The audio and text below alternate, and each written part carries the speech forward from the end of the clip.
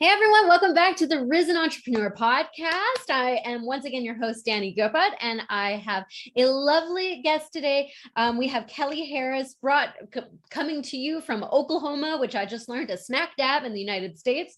All the Americans are always laughing at me because my geography apparently is not very good when it comes to states and stuff. Anyway, welcome here, Kelly. We're really happy to have you. Thank you so much for having me. Appreciate it. Yeah, we're looking forward. Today we're going to be talking about confidence and taking messy action. But before we get into that, I'm going to let you all know a little bit more about Kelly. She's the founder of Harris Virtual Solutions, and she really loves helping entrepreneurs focus on their goals and their business. She became a freelance copywriter because she loves helping people, and she loves being at home with her kids and helping with the BSA. And she is passionate about helping you transform your business into your legacy. So, Kelsey, I would love to hear what has brought you up into this journey of entrepreneurship and into copywriting, into starting Harris Solutions. So I always knew that I wanted to do more. I wanted to leave a legacy. And when I first, like about 10 years ago, when I was going to college and all of that stuff, I actually went to college to become a graphic designer and did that for a little bit, and then decided I wanted to go back to college and was told, you have all these art classes, why don't you go be a teacher? And so I was going to do that. Did some subbing in the middle of that and was like, oh, I don't like being an art teacher. Yuck. Ugh. At the same time, I subbed for a first grade classroom, and I was pregnant with my oldest son, and a little girl said, are you pregnant or just fat? And I was like, honey, I'm pregnant. It's not too many cookies. And so I went back to school for education and became a kindergarten teacher for almost a decade. But I always knew that I didn't want to be the old teacher. So that was kind of just, it's a chapter and it's just a part of my story. And I really learned how to kind of like problem solve and to teach and do a bunch of things at the exact same time, which I think was super helpful when I decided, okay, I'm going to do this entrepreneurship thing. I actually had always said 10 years was max. I was at year 8 officially teaching. And my husband, when the pandemic hit, I went from working about 60 hours a week to about 80 because I was working all the time because we were teaching 5-year-olds virtually. So I was putting out all this content and then going to the building and working in the building and filming all of my lessons and then editing all the lessons and then having to go back and put them all together in iMovie and then turn around and push it all out. And he said, we said 10 years, but I think this year counts for 3. I think it's time to figure out what the next step is. And I was like, okay, well, let's figure out what the next step is. And I did some research online and I started out as a virtual assistant, and that has kind of morphed into me being a copywriter and content strategist. I love words and I love to find the right words to help people get their message to the world. So that's kind of how that all happened. I love that because most journeys that we hear about, it's never really a straight shot, right? It's always kind of like, well, there's like this, and then I learned that I really like this, and I learned I really didn't like this, and then it kind of led me this way. And I'm sure your journey hasn't ended. Like all of our business journeys have not ended to right now. It always right. It's always a journey. There's never a destination. You never get to until you're completely done with that. You never get to a point where you're like, okay, I have arrived. You're like, oh, this is a new level. Awesome. Like this level is going to bring new challenges. What's that look like? Absolutely. So we're going to be talking about like getting messy here. And now you just talked about working with kids and kindergarten. And I'm wondering if that has really helped influence you in this perspective, this thinking of like, just going forward and being messy, helping in your confidence. I think it really has. Early on when I was teaching, I had a dear friend tell me, if things are never going to go the way you plan. So you're going to have your lesson plan and you're going to be going down it. And then something's going to happen, whether it's, a kid gets sick or you get a call from the office or something happens. And he said, when chaos hits, the best thing for you to do is just pick up a children's book, sit in the middle of the kids and read it to them, because that's the best way to just say, like, I'm here with you. I'm on your level. Let's just go here. And we are all in this together. And I think teaching taught me that it was okay for things not to be perfect, because I'm a recovering perfectionist. I mean, there's so many of us in the world that want anything that we put out into the world to be perfect, and perfect is not a real thing. Like perfect is an ideal. And other people may look at you and say like, oh my gosh, you got it all together. You're perfect. And you know, you do not have it all together. Like there are other things that people don't see. I think social media has really exacerbated that situation because they see the highlight reel of your life, but they don't actually see a lot of the struggles because people don't share that via social media. Yeah, because you are only taking like snippets of, okay, it worked, it was good, not the like, oh my goodness, this is like messy and don't look in my closet. Yeah, Don't look under my bed. Closet. Don't look at the dishes in the sink. Don't look at, the laundry that's piled up everywhere. Yeah. I mean, because we all have it, but it's the stuff that nobody talks about. So how do you think perfection actually harms our confidence?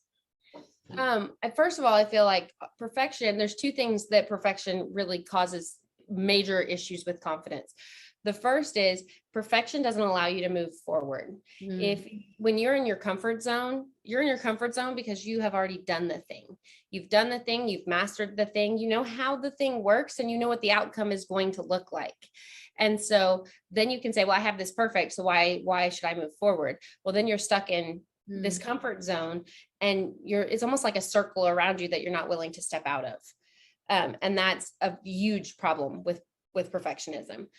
The other issue with your confidence is if you're not willing to, like, if you're trying to be perfect, you're not willing to say, hey, I'm going to put this thing out there because it's not perfect yet.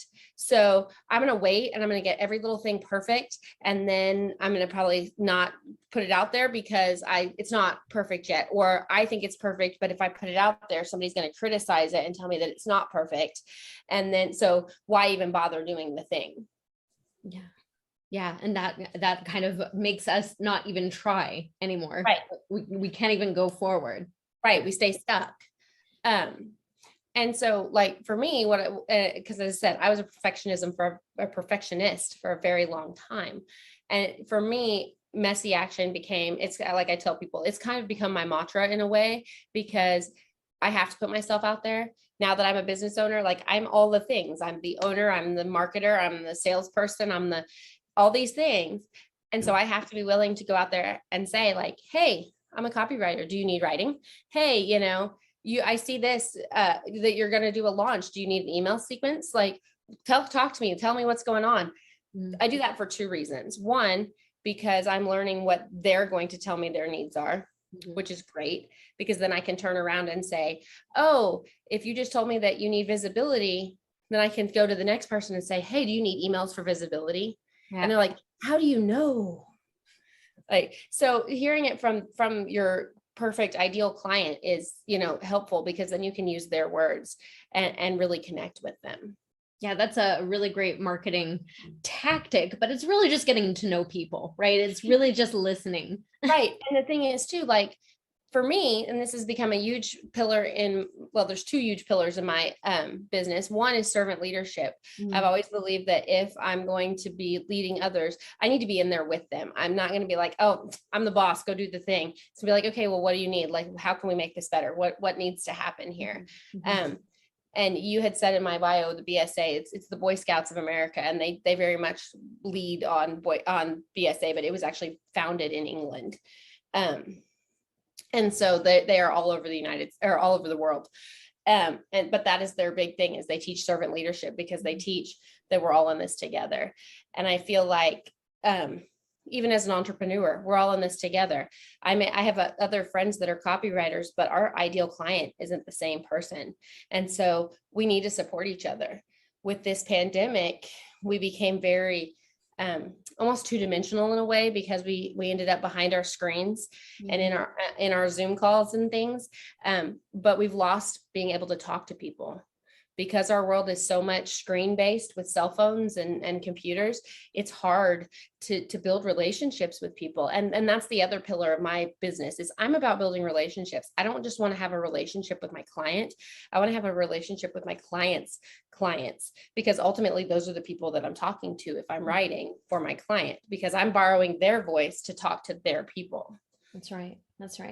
Okay. So let's go a little bit back into this messy action. You touched on it when we talked about perfection and how that harms our confidence. Now I want to look at it like, okay, how can being messy, because I know this is probably a little bit shocking for some people, maybe like, I don't know how I feel about this. Right. Being messy, how can this really help our businesses and help us in momentum? So when I started and someone said, take messy action, I was like, what do you mean? And they're like, just go do the thing. And then once it's out in the world on the internet land, then you can fix it, because you're going to get feedback on what works and what doesn't work. And so from taking messy action really just means, if you're going to put something out, like a lead magnet or a social media post, or you're going to do a live on Facebook or Instagram, like, make yourself a list. Give yourself like 3 bullet points of things that you want to talk about, put it on a Post-it note on your computer, and then go. Is it going to be perfect? Probably not.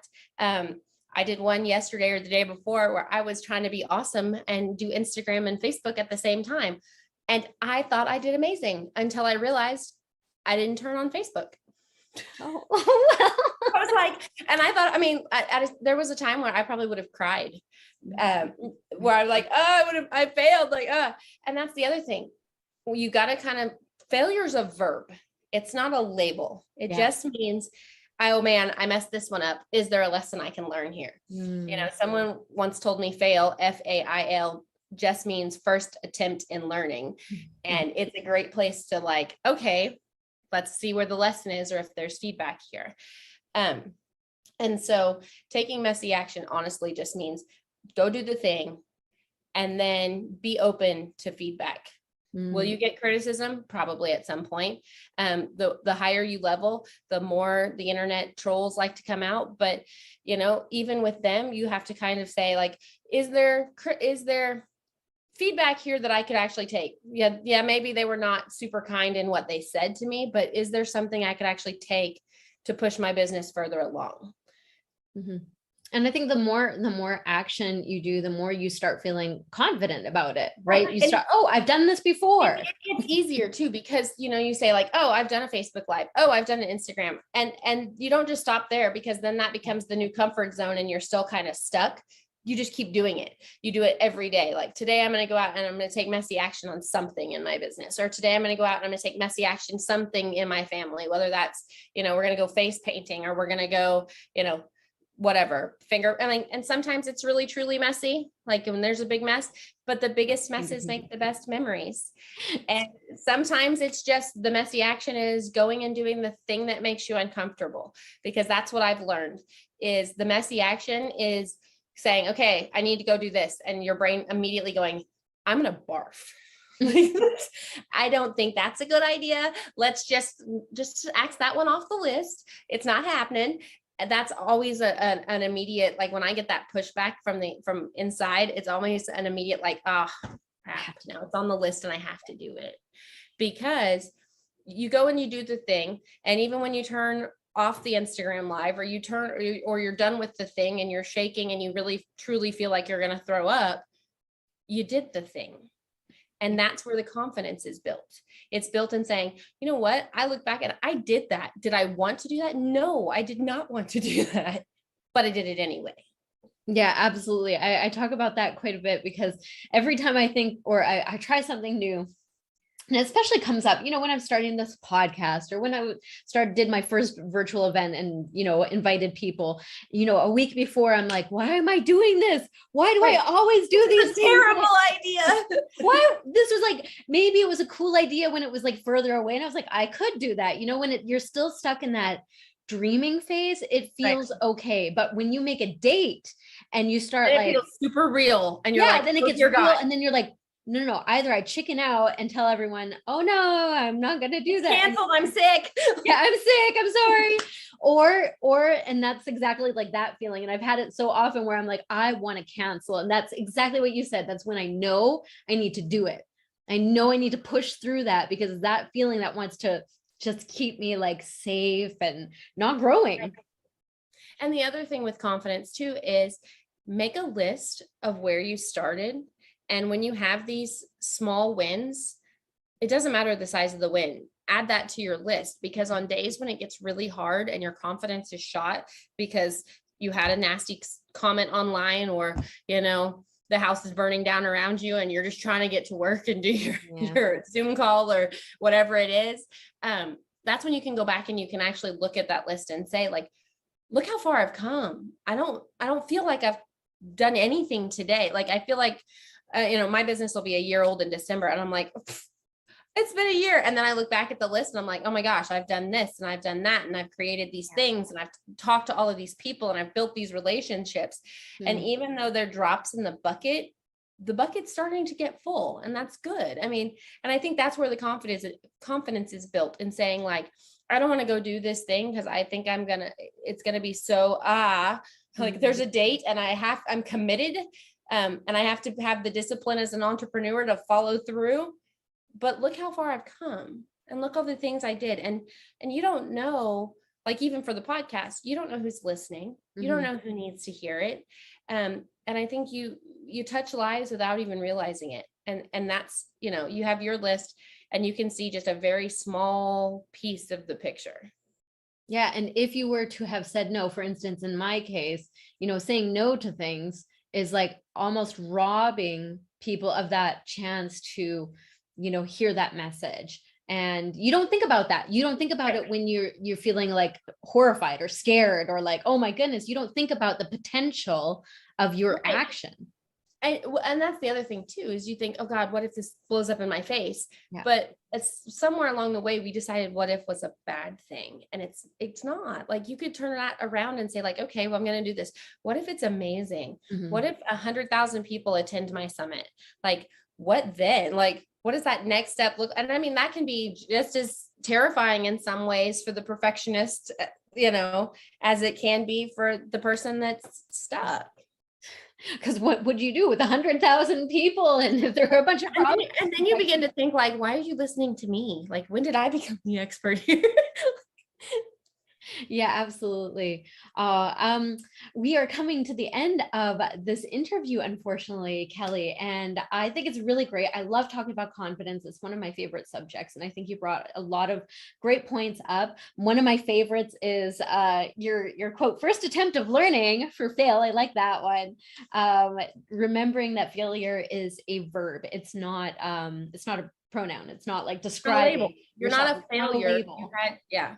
And I think that's really important if we want to move forward, and if we want to show up, especially as leader. And that's one of my points is, like, if you are in business, if you're growing your business, you're a leader.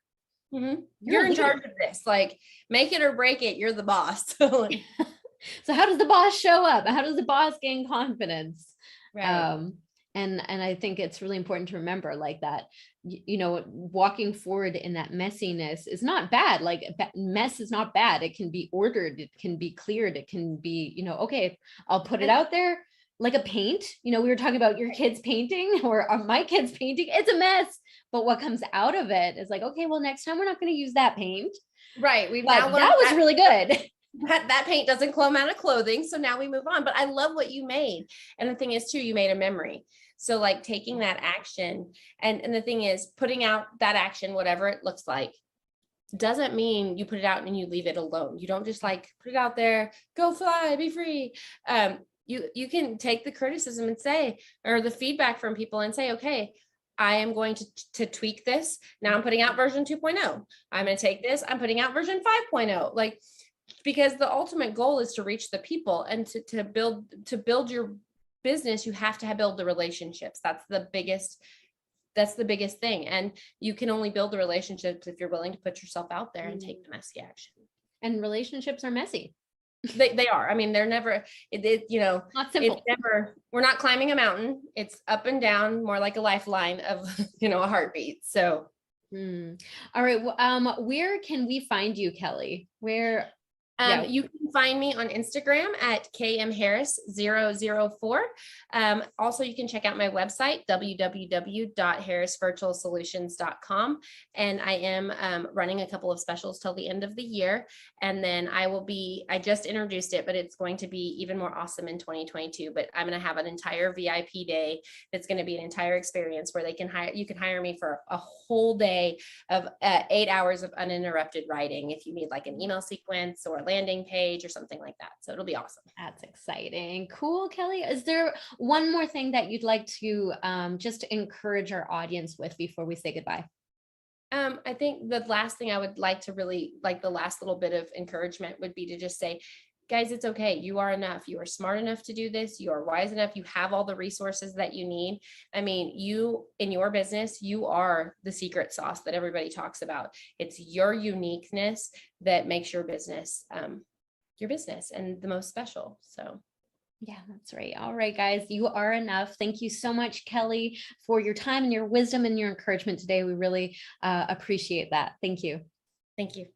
And I want to thank everyone watching or listening, wherever you are. Thank you for hanging out with us, spending time with us. And we look forward to hearing from you. Make sure you tag us in Instagram or Facebook or YouTube, wherever you're hearing this, and let us know your greatest takeaways from this. Where are you struggling in confidence? Where have you seen breakthroughs?